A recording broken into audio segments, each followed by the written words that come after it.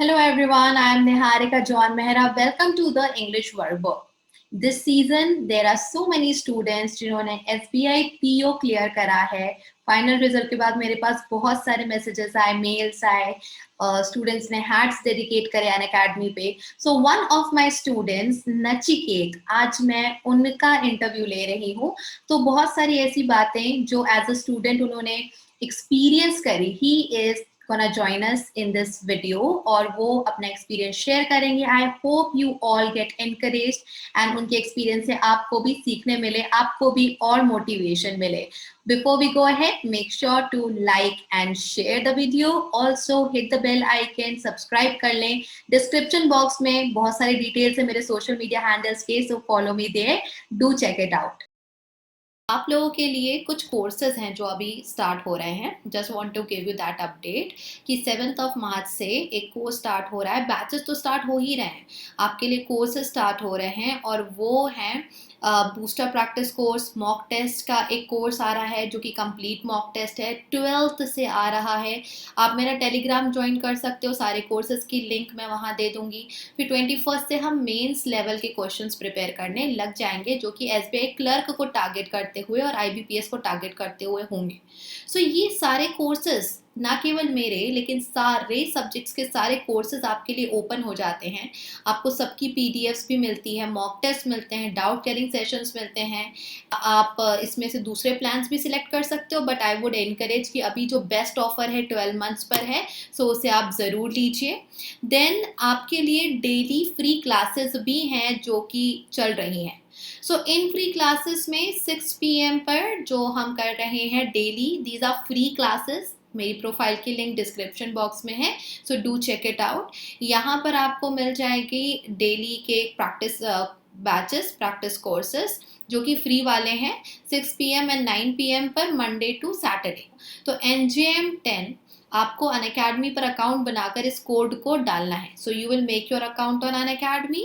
उसके बाद में आप bank exam, bank category select करोगे और कोई भी क्लास देखने से पहले आपको एक इनवाइट कोड मांगा जाएगा.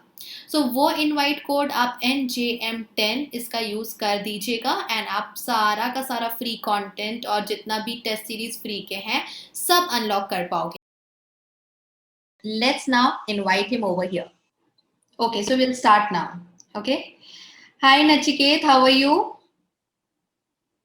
I'm doing good. Thank you. Congratulations, आप ऑलरेडी क्लर्क क्लियर कर चुके थे, अब आपने SBI PO भी क्लियर कर लिया है. So congratulations to you.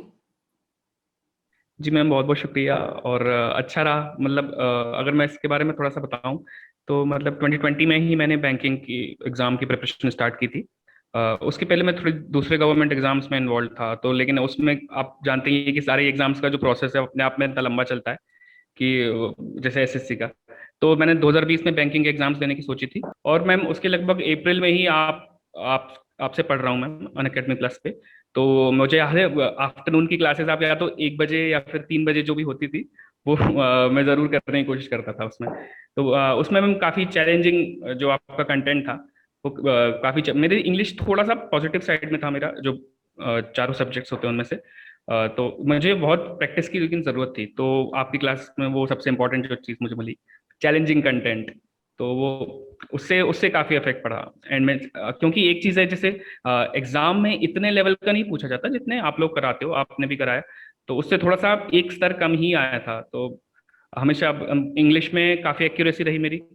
लगभग मैं जो मॉक टेस्ट लगाता था उसमें भी मतलब 40 में से 38 तक सही हो जाते थे. तो मैम हाँ, आपका भी इसमें अच्छा खासा पार्टिसिपेशन रहा अपनी सक्सेस स्टोरी में. Thank you ma'am.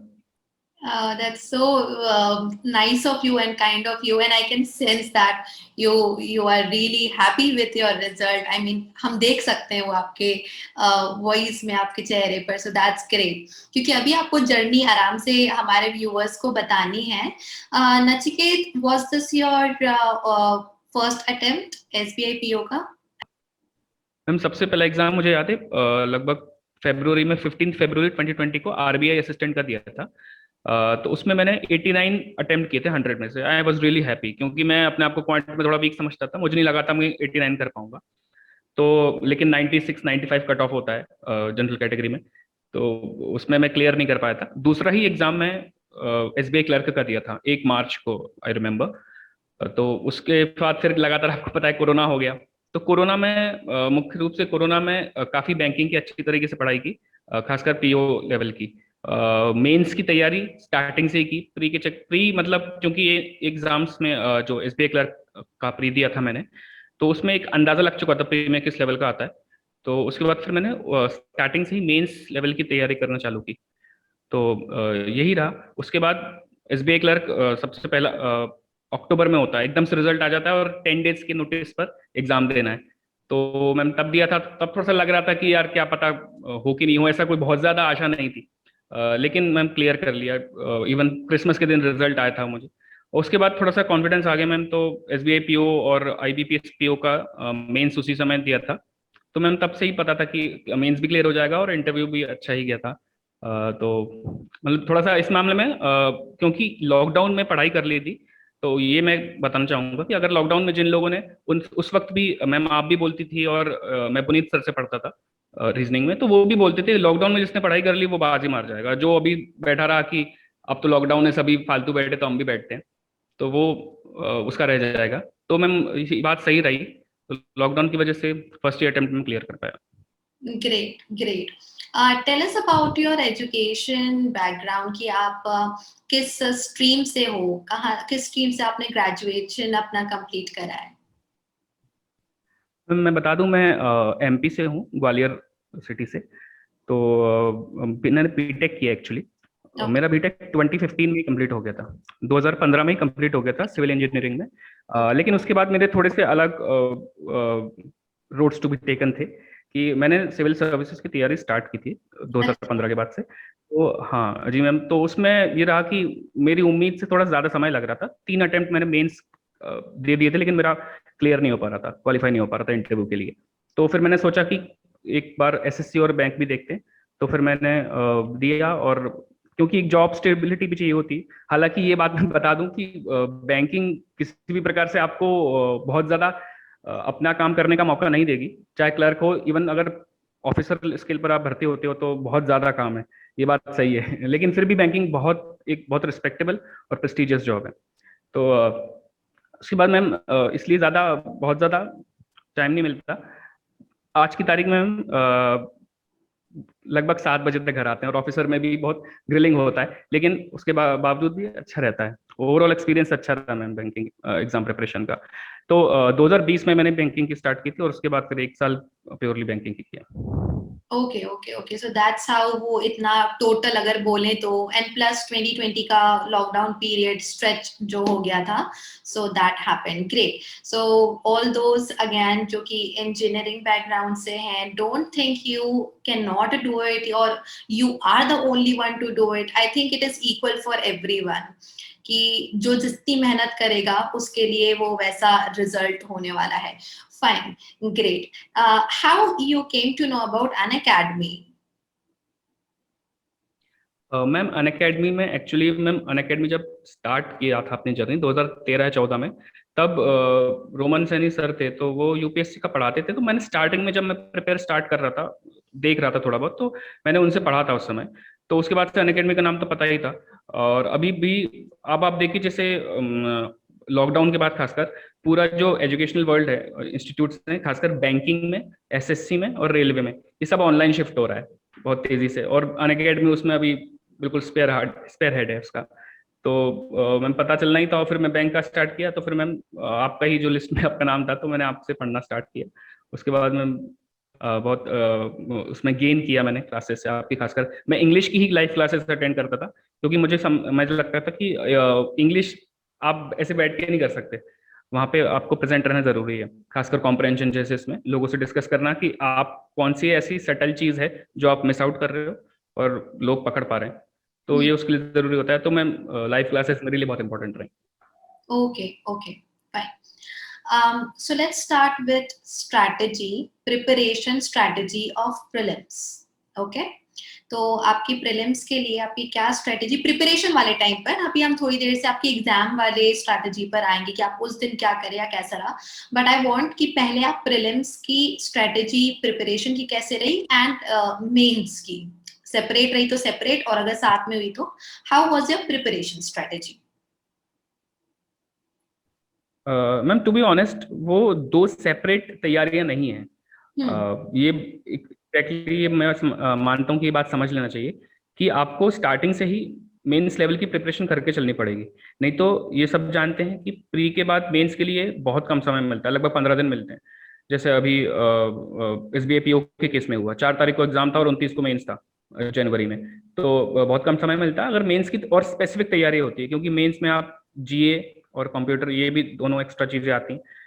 तो मैं समझता हूँ कि मेंस की हमेशा लेना चाहिए। सबसे इंपॉर्टेंट चीज़ है, अगर अपन एक होलिस्टिक पर्सपेक्टिव देख रहे हैं, तो आप जनरल अवेयरनेस, जनरल अपना करंट अफेयर्स और बैंकिंग अवेयरनेस जो भी होता है, ये आप कंटिन्यूअसली पढ़ते रहिए। कंटिन्यूअसली मेरा मतलब ये नहीं कि आप डेली पढ़िए, डेली भी पढ़ना जरूरी नहीं है, लेकिन वीकली तो आप कम से कम PDF अगर आप अपने पास रख सकें या फिर सॉफ्ट कॉपी में रख सकें तो सही रहेगा। एक वीकली एक बार थोड़ा सा देखते हुए चलना चाहिए, नहीं तो मेंस के टाइम बहुत लोड आ जाता है और फिर वो आप लोड के चक्कर में करते नहीं हो और फिर वो रह जाता है, और बाकी जिसने GA किया है फिर वो एक्सेल कर जाता है। ये हो गया। मैम इंग्लिश के लिए मैं बता सकता हूँ कि मेरा इंग्लिश चारों में से सबसे स्ट्रॉन्ग पॉइंट था। तो मेरे लिए प्रैक्टिस इंपॉर्टेंट थी, तो मैंने तो उसके लिए प्रैक्टिस की है। लेकिन एक चीज़ मैं बताना चाहूँगा जो थोड़ा सा, मैं जैसे क्वांट में वीक था, वैसे कुछ लोग चारों में से अपना इंग्लिश पार्ट को अपना वीकर पार्ट समझते हैं। तो उनके लिए कहना चाहूँगा कि बहुत ज़्यादा ग्रामेटिकल नहीं होता बैंकिंग का इंग्लिश। बैंकिंग इंग्लिश में बहुत ज़्यादा आपको ग्रामेटिकल न्यूएंसेस आने चाहिए, इसका कोई ज़रूर नहीं है इतना ज़्यादा। ग्राम बैंकिंग की इंग्लिश जो होती है वो बेसिकली कॉम्प्रहेंशन और वोकैब बेस्ड होती है। तो आप जितना ज़्यादा पढ़ेंगे, जैसे इकोनॉमी से रिलेटेड कोई अगर पैसेज आता है, तो अगर वो उससे मिलता जुलता उस टॉपिक पे कोई ना कोई अगर आपने एडिटोरियल पढ़ रखा होगा तो आपको पता होगा एटलीस्ट। आप जो नए शब्द आते हैं उसके चक्कर में बहुत अपन वो हो जाते हैं, डिस्टर्ब हो जाते हैं। वो उसके इसमें एक्चुअल मीनिंग क्या है उसका, इसको डिटरमिन करने में। तो वो अगर आपने पढ़ रखा होगा तो बहुत अच्छा रहेगा। तो पढ़ना मस्ट है। आप बहुत ज्यादा ग्रामेटिकल रूल्स फॉलो करके और इस तरीके से करके इंग्लिश में ज्यादा एक्सेल नहीं कर सकते आप।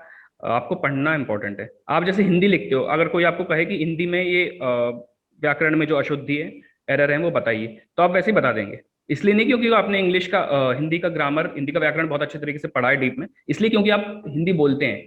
तो हिंदी बोलते हैं, हिंदी लिखते हैं, हिंदी पढ़ते हैं आसपास। तो अगर आप जितना ज्यादा अंग्रेजी पढ़ेंगे अच्छे कंटेंट से, अगर नहीं भी समझ में आ रहा है तो भी इसको एक ही एडिटोरियल तो पढ़ना है एक दिन में, तो वो करना चाहिए। उसके बिना आप इंग्लिश थोड़ा सा मुश्किल होगा, क्योंकि SBI PO और IBPS PO दोनों में इंग्लिश का स्तर अच्छा खासा रहता है मेंस में। मतलब ऐसा उसको अपन फॉर ग्रांटेड लेके नहीं चल सकते। ओके। मैम क्वांट में तो मैम अगर क्वांट और रीजनिंग की बात करें, तो क्वांट में मैं जो टीम AVP है, अरुण सर, और रीजनिंग के लिए मैं पुनीत सर से पढ़ा था। मैम मैं समझता हूँ कि दोनों ने बहुत अच्छी तैयारी करी। मतलब खासकर पुनीत सर जो है ना, उनने जो रीजनिंग में जिस प्रकार के क्वेश्चंस कराए, वो एक्चुअल एग्जाम से भी देखा जाए तो काफी 2 लेवल ऊपर ही थे। तो उससे काफी अच्छा रहा। एंड मैं रीजनिंग मतलब मैं अच्छा रीजनिंग और मैथ्स दोनों में अच्छा स्कोर कर पाया। सिर्फ इतना नहीं कि कट ऑफ क्लियर हो जाए, एक पॉजिटिव साइड में मैं स्कोर कर पाया। तो उससे मेरा इंटरव्यू में भी मेरे को हेल्प मिली। मैम यही कुछ स्ट्रेटेजी रही मेरी ओवरऑल।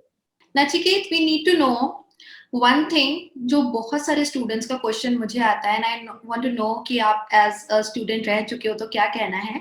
क्या आपने ये टारगेट करा कि मिनिमम इतना कर लेंगे तो हो जाएगा? बिकॉज मेरे पास बहुत क्वेश्चन आता है इस बात का कि मैम मिनिमम कितना कर ले, हम कितने मिनिमम क्वेश्चन करें, and I personally don't answer that question.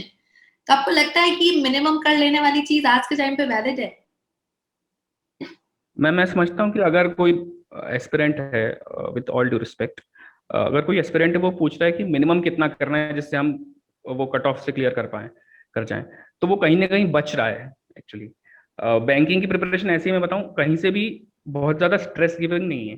Banking preparation आपको बहुत ज्यादा स्ट्रेस नहीं डालती जितनी बाकी किसी भी, जैसे RBI ग्रेड बी की अगर आप प्रिपेयर करेंगे आगे कुछ लोग, तो उसकी प्रिपरेशन निश्चित रूप से बहुत ग्रिलिंग होती है। बैंकिंग की इतनी नहीं होती। उसमें भी आप कह रहे हो कि सिर्फ कट ऑफ क्लियर करने के लिए इतना मिनिमम कर लें, वो सही नहीं रहेगा। आपको मैक्सिमम के लिए ही प्रयास करना पड़ेगा, क्योंकि सीटें, वैकेंसीज कम होती जा रही हैं, आप सब जानते हैं। Yes, that's so true. Competition तो नहीं हो रहा है। लेकिन जस्ट बैंकिंग के एग्जाम ऐसा एक एग्जाम है, बहुत सिलेबस बहुत लिमिटेड है, लिमिटेड इन द सेंस बहुत डिफाइंड है, डिमार्केटेड है, ठीक है। तो फैला हुआ नहीं कि कुछ भी आ सकता है।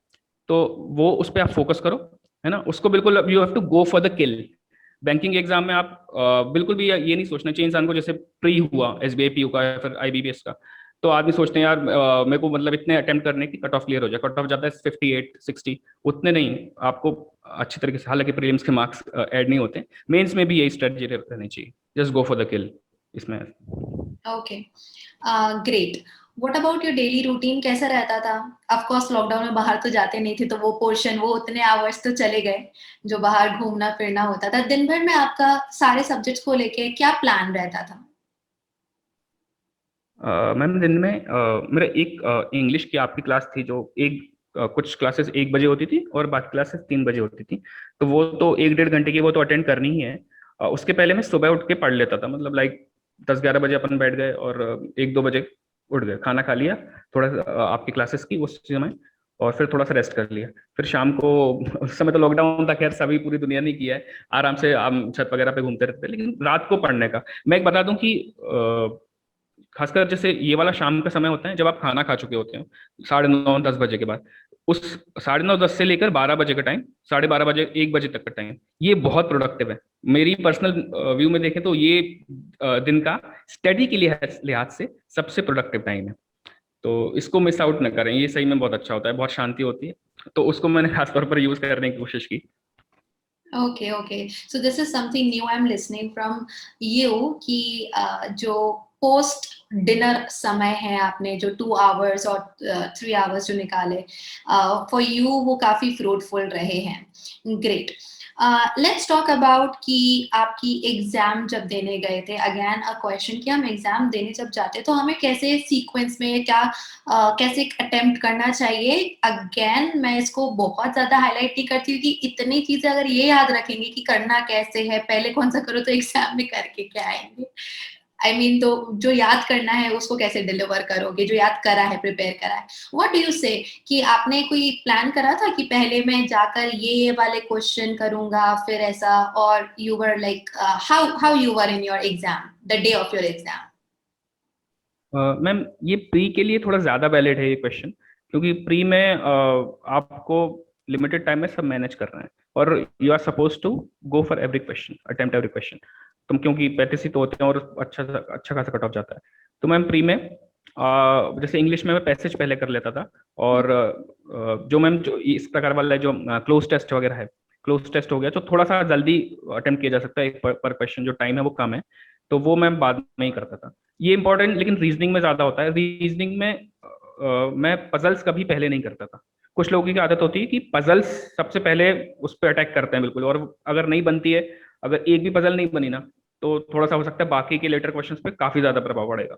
तो मैं पजल्स पहले नहीं करता था। सबसे पहले वो जो भी लोग जानते हैं, जो एस्पिरेंट्स हैं, रीजनिंग पढ़ते हैं अच्छी तरीके से, कि जो छोटे छोटे क्वेश्चंस होते हैं वो सबसे पहले किए जाते हैं, पजल्स रखी जाती है एंड के लिए। लेकिन ये है कि पजल्स को मैं स्ट्रेस करूंगा, लोग पजल से भागते हैं कि इस चीज को यार प्री में तो थोड़ा बहुत आ जाएगा, लेकिन मेंस में पजल छोड़ देंगे, और मेंस में अपन वो बाकी सब क्वेश्चंस आते हैं जो मशीन इनपुट आता है, ये सब करके क्लियर कर लेंगे। तो फिर वो फिर बचना हुआ कहीं ना कहीं। पजल बहुत इंटरेस्टिंग चीज है, मतलब मैं रीजनिंग में पर्टिकुलरली इंग्लिश पसंद करता हूँ, और रीजनिंग में पजल्स जो आप उसको मजे लेके कीजिए, इंजॉय कीजिए। और मैं सिर्फ एक क्लीशे नहीं कह रहा हूँ कि इंजॉय कीजिए, सिर्फ बोलने के लिए नहीं बोल रहा, आपको सही में मजा, बहुत अच्छा वो चीज है। मतलब उसमें कुछ भी वेराइड नहीं, आप उसमें अगर अच्छा एक बार घुस जाओगे ना तो आपको मजा आने लगेगा उसमें। एंजॉय करने की कोशिश करें। और मैम यही है कि रीजनिंग उसमें, मैथ्स में भी आप यही स्ट्रेटजी अपनाएं कि जो छोटे क्वेश्चन हैं, जो डायरेक्ट वाले, वो आप पहले कर, जो सिंपल से क्या कहते हैं उसको, कैलकुलेशन बेस्ड होते हैं, तो वो आप पहले करें। और डीआई है, डीआई एंड में कर सकते हैं, कोई दिक्कत नहीं है, डीआई आप एंड में ही कीजिए, क्योंकि उसमें एक जैसे क्वेश्चन आपने बना लिया डेटा उसका, तो उससे लगा खट खट खट खट 3-4 क्वेश्चन सॉल्व होते जाते हैं। तो वो आप निश्चित रूप से एंड में कर सकते हैं। और बीच में अगर समय रखें, क्योंकि अरिथमेटिक आपको इतना नहीं करना है, पूरा अटेम्प्ट करना ही नहीं है अरिथमेटिक में, सब हो भी नहीं सकते। तो आप जितने कर सकते हो उतने करने की कोशिश रखिए। लेकिन मैं, अगर कोई मुझसे पूछे कि प्री में 35 में से कितने अटेम्प्ट का टारगेट रखना चाहिए, तो आई डोंट थिंक कि मैं कुछ कोई एक फिगर बोलूंगा। मैं समझता हूँ कि 35 में से 35 आपको करने का टारगेट होना चाहिए, वो तो जितने हो पाए अच्छी बात है। Good. Quite an honest answer. Let's talk about GA. कब आपने जीए की तैयारी, एज यू सेड कि आप मेंस और प्री को अलग नहीं रखे, तो आपने जीए की तैयारी आई बिलीव पहले से ही कर दी होगी। सो आप नोट्स कैसे बनाते थे जीए के, क्या फोकस रहता था? मैम, जीए के लिए एक्चुअली मतलब एसबीआई क्लर्क के दौरान भी मैंने वही गलती की थी जिसके बारे में बात कर रहा था, कि मैंने थोड़ा सा ध्यान नहीं दिया। आखिरी के 10 दिन में थोड़ा बहुत पढ़ लिया था, लेकिन थोड़ा सा किस्मत से हो भी गया उसमें क्लियर। लेकिन जीए को आपको है कि आप अगर समय है आपके पास, तो अफेयर्स क्लाउड एक है, अफेयर्स क्लाउड वेबसाइट है, तो उस पर मंथली आप जीए पढ़ सकते हो, वीकली पढ़ सकते हो। वीकली वाली जीए बहुत अच्छी रहती है। एक वीक में एक बार आप उसकी पीडीएफ निकाल के प्रिंट आउट करके घर पे ले आइए, या फिर अगर आपको लैपटॉप में पढ़ना उसमें पढ़े सॉफ्ट कॉपी के साथ। तो वो आप पढ़िए, तो वीकली में एक बार कर लें और उसी में नोट्स बनाएं। आपको कोई बहुत अलग से नोट्स बनाने की जरूरत नहीं। हाँ, जैसे स्टैटिक का कुछ पोर्शन अगर कुछ वीडियोस वगैरह देख कर अगर बनाना चाहें तो वो बना सकते हैं, लेकिन खासकर जहाँ तक बैंकिंग अवेयरनेस और करंट अफेयर का सवाल है, तो उसमें आप उसी में नोट्स बनाइए, आप उसको पढ़ते रहिए वीकली। तो बहुत अफेक्ट, क्योंकि बहुत अफेयर्स क्लाउड एक अच्छा, मतलब इसमें रेपिटेबल रेपिटेबल नाम है उनका। करंट अफेयर्स बहुत अच्छा होता है, बहुत ज्यादा रिसर्च किया हुआ होता है, और इतना ज्यादा कंप्रहेंसिव शायद मैंने तो किसी कहीं नहीं देखा। हाँ, कपिल कटपाल सर जो यूट्यूब पे पढ़ाते हैं, हम जानते ही होंगे। तो वो बैंकिंग अवेयरनेस के लिए बिल्कुल नो डाउट बहुत अच्छी फैकल्टी है। तो उनके इसमें जो उनने 8 घंटे की लगातार क्लास ली थी, और उससे मेरे को बहुत अफेक्ट, अच्छा इन्फ्लुएंस पड़ा। तो ओके। मैम यही है, जीके को आप इग्नोर ना कीजिए। So all of you, GK को इग्नोर नहीं करना है। ऐसा भी नहीं है कि जब अगर होगा तो करेंगे, बट स्टार्टिंग से ही आप उसके ऊपर ध्यान देते जाएं। एंड ऑफ कोर्स सोर्सेज बताए हैं हमें नचिकेत ने। What about descriptive? मेरे बहुत सारे स्टूडेंट्स का डिस्क्रिप्टिव के कारण जो है ऐसा हुआ है कि अनफॉर्चुनेटली नहीं हो पाया। आपने डिस्क्रिप्टिव की तैयारी कैसे करी नचिकेत, और क्या आपका अगेन प्रिपरेशन के लिए इनपुट क्या रहा? ओके मैम, डिस्क्रिप्टिव की बात करें तो मैम वो उसकी प्रिपरेशन वही है जो अपन इंग्लिश वाले पार्ट के लिए करते हैं, कि आप जितना ज़्यादा हो सके पढ़ें।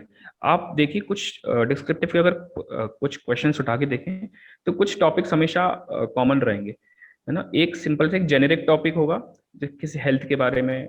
हाँ, एक थोड़ा सा क्लाइमेट चेंज से संबंधित, क्लाइमेट चेंज, प्लास्टिक वेस्ट, ई वेस्ट, डिफोरेस्टेशन वगैरह, इस प्रकार का कुछ ना कुछ होता है। तो ये अगर मोटे मोटे हेड्स अपन बना के चलें, तो इससे संबंधित जो भी ज्यादातर आर्टिकल्स इन्हीं से संबंधित आते हैं। तो आप थोड़ा बहुत जितना भी आपको समझ में आ रहा है उतना पढ़ते चलें। इंग्लिश में पढ़ना है आपको, सिर्फ भाषा सीखने के लिए नहीं पढ़ना है आपको एडिटोरियल्स, आपको वो क्या कह रहा है कंप्रहेंड करने के लिए पढ़ना है, आपको समझने के लिए पढ़ना है।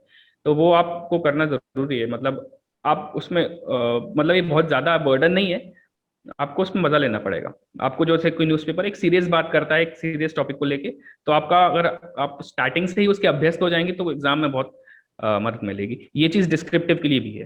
तो डिस्क्रिप्टिव में आप ये है कि आप अगर घर पे लैपटॉप है तो आप प्रैक्टिस कर सकते हो।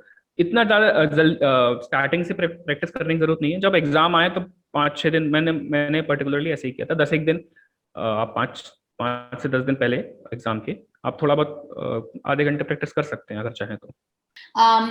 ओके फाइन, सो ये तो डिस्क्रिप्टिव के बारे में हो गया। What about your interview, how was that? Any question जो आपके माइंड में हो? मैम,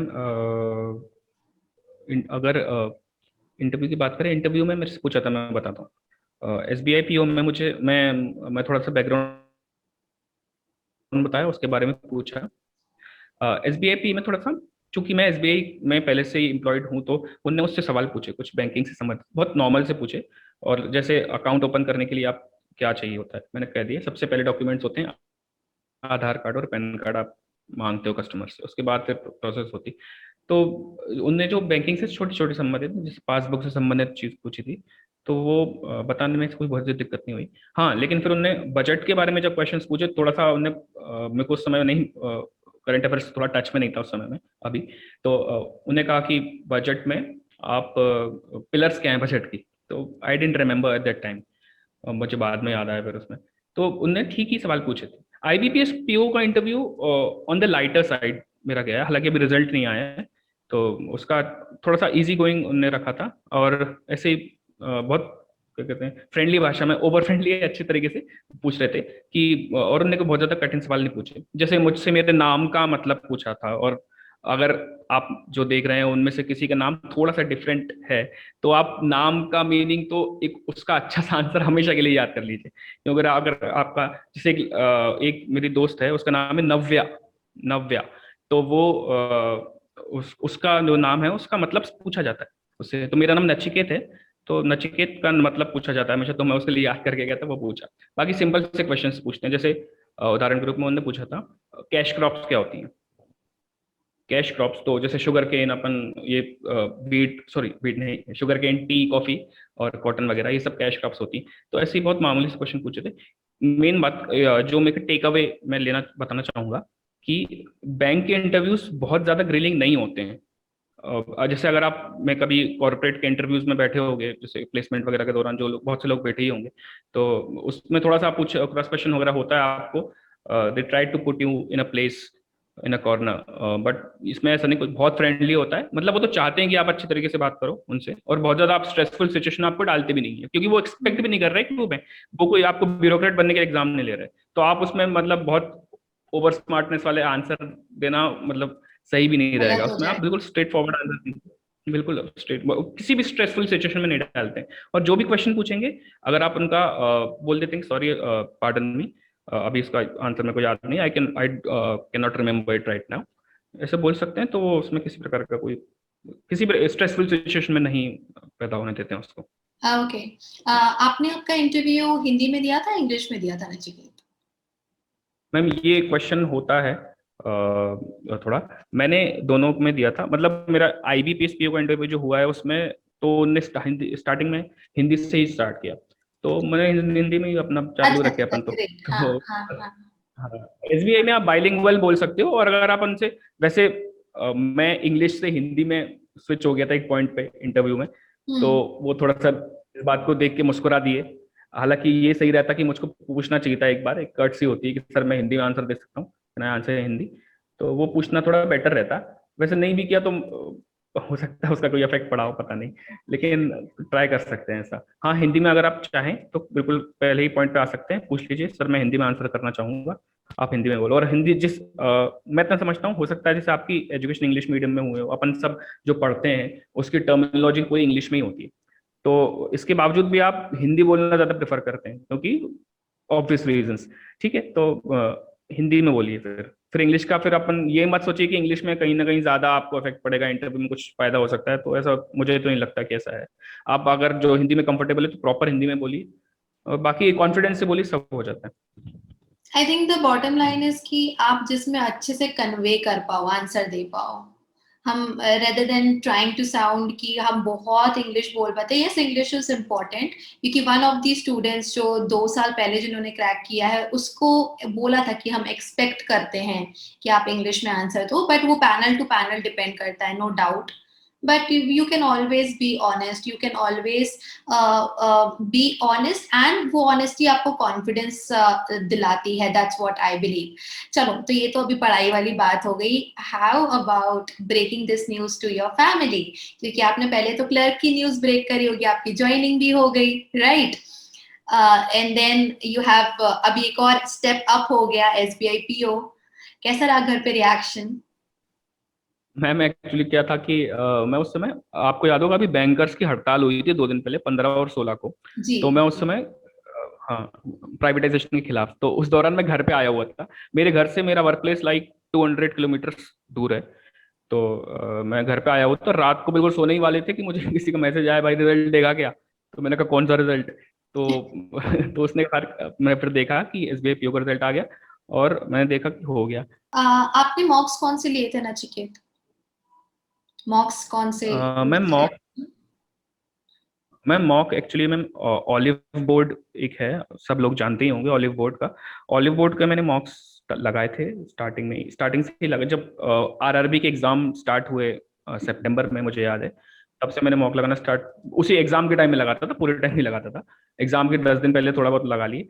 तो वही ऑलिव बोर्ड के बारे में खासियत ये है कि उनका कंटेंट थोड़ा, मतलब जो क्वेश्चंस का लेवल होता है वो हार्ड होता है, प्रॉपर हार्ड होता है, मॉडरेट भी नहीं कहना चाहिए, प्रॉपर हार्ड होता है। तो उसके उससे काफी कुछ, मतलब आपको कि क्या कठिनाइयां आने वाली हैं आपके सामने एग्जाम में, ये बात पता चल जाती है पहले से ही, कि कहाँ आप खड़े पा सकते हो खुद को, कि किस पॉइंट पे ऐसा आ जाएगा कि बन ही नहीं रहा है, हवा ही नहीं लग रही है। तो इस ये पॉइंट भी आ सकता है, तो उसके लिए मेंटली प्रिपेयर करता है ऑलिव बोर्ड का मॉक्स अच्छा है। और साथ ही साथ एंड में later in the later period of my preparation एक प्रैक्टिस मॉक्स करके एक पोर्टल है, वहां पे भी आप दे सकते हो उसका, उनका भी काफी एक्यूरेट है इस मामले में। Okay, okay. तो मॉक मॉक्स के sure sure, please go ahead. हाँ, मॉक्स के बारे में इतना ऐसा ही बोलना चाहूंगा कि आप मतलब पूरी, जैसे अगर आप एक साल पढ़ रहे हैं बैंकिंग का फॉर एग्जांपल, तो एक साल लगातार मॉक्स लगाने की जरूरत नहीं है। आप जैसे प्री एग्जाम आए तो किसी भी एग्जाम के 7 दिन पहले आप मॉक्स लगाना स्टार्ट कर सकते हैं, और भी छोटा भी कर सकते हैं इस पीरियड को, ठीक है। लेकिन मेंस के लिए है कि आप अगर अगर चाहें तो मतलब 2 दिन में 3 दिन में एक मॉक लगा सकते हैं मेंस के लिए, और जब तब वो भी तब जब 2 महीने प्रिपरेशन पास हो। इतना आप खुद को स्ट्रेस में मत डालिए, चीजों को मजा लेने की आदत डालिए। मतलब ये फिर से क्लीशेड एक बात लगेगी, लेकिन बहुत सही चीज है कि आप उसमें जितना बैंकिंग की एग्जाम में मजा आता है ना, मेरे ख्याल से और में तो कोई नहीं आता, एसएससी वगैरह में इतना नहीं आता। आप उसमें इंटरेस्ट लेके कीजिए, बहुत पॉजिटिव होगा आपके साथ। Okay, okay. सो इंटरेस्ट लेके करना है, साथ में करना है, प्रिपरेशन प्री की, मेंस की। Don't keep things for later, कि बाद में कर लेंगे, जी and all. Great. What motivated you throughout your journey? क्योंकि लॉकडाउन में लोग बहुत डिप्रेस हुए हैं, या ऐसा लगता है बंधे हुए, कन्फाइंड है। Anything that motivated you to keep going? कभी कभी मॉक्स में ऊपर नीचे हुआ, या फिर आसपास देखा क्या चल रहा है? What kept you going? Ma'am, मैं मोटिवेट करने के लिए आपको, मैं इतना समझता हूँ, ये मेरा बहुत पर्सनल व्यू है कि मतलब आप जैसे आपको जॉब की पढ़ रहे हो, आपको पूरा, आपको 100% आपको देना चाहिए उसके लिए, और निश्चित रूप से देना ही चाहिए। आपका मतलब लाइक रोजी रोटी के लिए वही है, और एक बहुत सोसाइटी में रिस्पेक्टेबल पोजीशन बहुत जरूरी है। ये आप सब जानते हैं, 28 27 28 साल की उम्र आते आते ये सब लोग जान जाते हैं इस बात की हकीकत। तो जॉब जरूरी है, उस बात की जो इंपॉर्टेंस है कोई इनकार नहीं है। लेकिन इसके साथ साथ आपकी पैरेलल कोई हॉबी, उसके लिए बहुत, आई थिंक, छोटा शब्द है, आप कुछ ना कुछ, समथिंग यू लिव फॉर, ऐसा कुछ ना कुछ होना चाहिए। मतलब कुछ लोगों को पेंटिंग करना पसंद है, स्केच करते रहते हैं, मतलब वो उसमें उनका बहुत ज्यादा मन लगता है।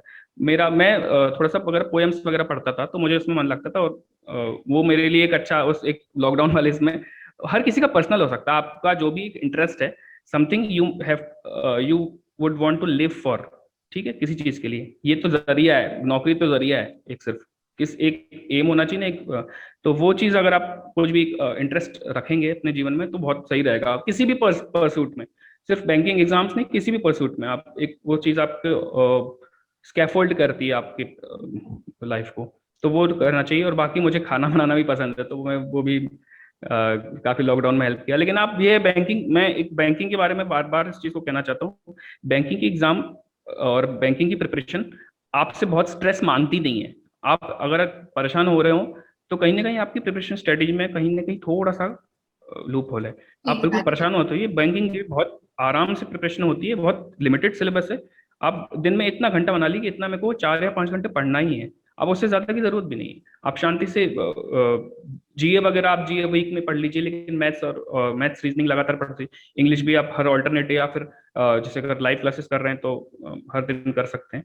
लेकिन ये सब जरूर एक 4 5 घंटे का क्या कर सकते हैं, लेकिन बहुत ज्यादा स्ट्रेस, बिल्कुल परेशान होने की जरूरत नहीं है, आराम से हो जाता आई थिंक बहुत सारे लोग नहीं कर पाते जितना कर सकते हैं, because they take too much of stress. Tension इतना ज्यादा ऑक्यूपाई कर लेता है कि अपना 100% की जगह वो फिर हो जाता है 70 या फिर 60% तक अटक कर रह जाता है। But this is a good message जो नचिकेत ने अभी हमारे सभी व्यूअर्स को दिया है, कि स्ट्रेस लेके तो नहीं हो पाएगा, एंजॉय करेंगे तो हो पाएगा। Thank you so much. Is there any last message जो आप हमारे व्यूअर्स को देना चाहेंगे Nachiket, before we sign of?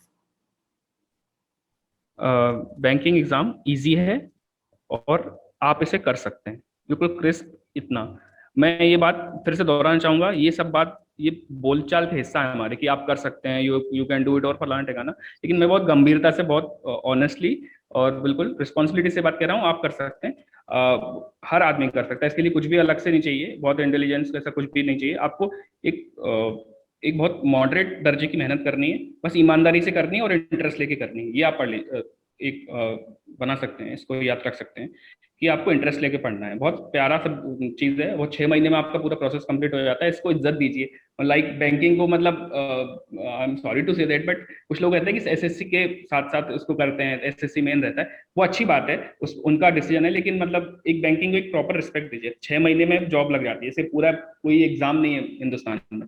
तो आप ये करके पढ़ेंगे ना, तो पॉजिटिव एटीट्यूड, फिर वही एक रटा रटा एक फ्रेज है, लेकिन इसका मीनिंग समझिए आप। वो जब जब आप पॉजिटिव एटीट्यूड लाएंगे ना, तब आपको उसकी शब्दों के बीच की गहराई जो है ना, वो समझ में आएगी। अभी तो 2 शब्द हैं पॉजिटिव एटीट्यूड आपके लिए, जो आपको कहीं भी आप ऐसे वगैरह में यूज करते हो। जब आप उस स्टेज पे आ जाएंगे ना, तो आपको शब्दों की गहराई मतलब समझ में आएगा। तो आई थिंक वही क्लीशे टीचिंग्स हैं और कोई भी बता देगा, लेकिन बस सीरियसली इस बात को करिए, बैंकिंग को, और बहुत उसका आदर से करिए, उसको मजे लेके करिए। That's all. So you have lived it. That's great. He has lived it और उन्होंने या काफी कम श्योर। समय में, कम इसलिए क्योंकि उस बीच में, लॉकडाउन के बीच में एग्जाम नहीं हुए थे, so he has utilize his time और उन्होंने वेस्ट नहीं करा। That's a really good point. We should not be casual कि हाँ ठीक है हो जाएगा। That's great. It was so good to have you here on the English workbook and I want you to do something. I want you to tell our viewers to subscribe the channel and like and share. Can you do that? Okay, आप सब लोग एक काम जरूर कीजिएगा। The English workbook Niharika ma'am का channel है और मैं इनसे पढ़ चुका हूँ, और मैं अपने एक्सपीरियंस से कह रहा हूँ, आप यूट्यूब चैनल इनका सब्सक्राइब कीजिए और अनअकैडमी पे इनसे पढ़ना मत मिस कीजिए। आप बिल्कुल, आप उनकी लाइव क्लासेस करेंगे, आपको निश्चित रूप से फायदा होगा। Thank you. Thank you. Thank you so much.